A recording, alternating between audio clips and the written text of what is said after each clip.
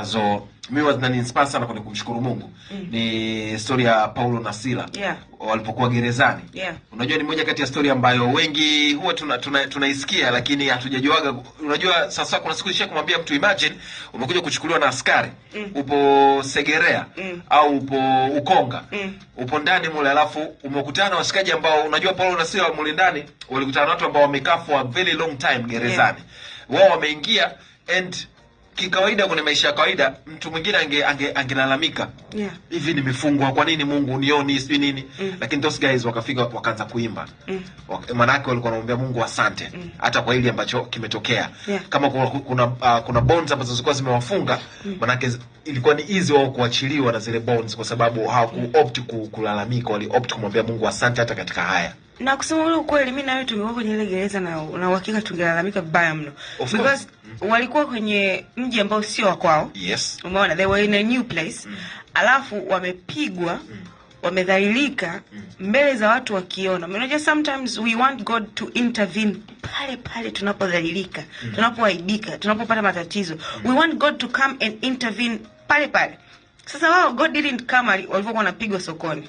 Wakaingizwa ndani kwa kosa ambalo yani unajua ni Mungu wewe mwenyewe ndio umetutuma tufanye kazi. Sasa wewe mwenyewe ndio unaruhusu tena tuingie mna, lakini they didn't complain. In fact, wakaona kwamba hawa waliopo hapa huenda Mungu ametutuma huku ili kupitia sisi na wengine wapate wokovu. So they sang in the highest praises. Na watu wakawa wanashangaa, sema ni watu wa aina gani? And at the end of the day, aliyekuwa mtu wa kuwalinda ndiye aliyepata wokovu mule ndani, unajua?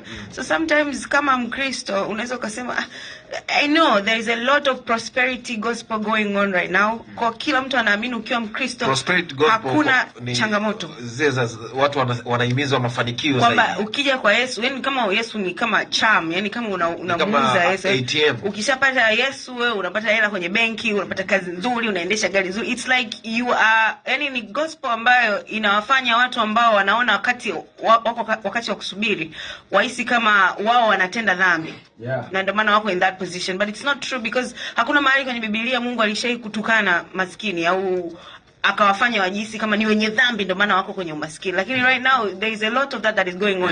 Kwa unakuta hata mtu ukiwa unapitia katika hali ya kukosa, in a lacking area, huoni kama ni sehemu ya kustrategy. Yani hujui kama Thanksgiving is a strategy ya kutingisha, unajua divine intervention. Yani Mungu alete msaada pale ambapo msaada haupo, kwa sababu like wewe unamwamini Mungu sana kuliko vile ambavyo unafanya. Lakini these days watu wanasema yani sasa ni Ukristo gani huu? Mtu unakuwa unapitia changamoto, unapitia shida, so tunaanza kulalamika, tunasahau hata vile vitu vyote ambavyo. I like this theory. Mimi waga nasema Mungu alitoa Eden, matunda yote aliruhusu tule, kasoro ule wa katikati Adam na Hawa wasile, si ndio? Lakini it's like the focus ikawa kwenye ule mmoja ambao hatujaruhusiwa kula, unasahau matunda yote iliyobaki. Yes.